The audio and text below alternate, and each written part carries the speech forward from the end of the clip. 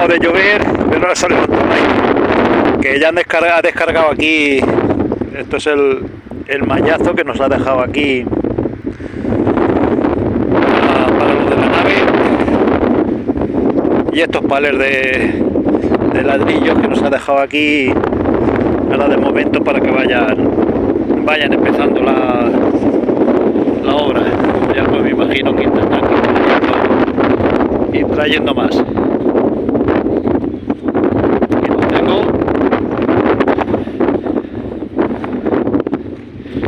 Y bueno, y ahora voy que hoy me va a salir el día entre comillas redondo.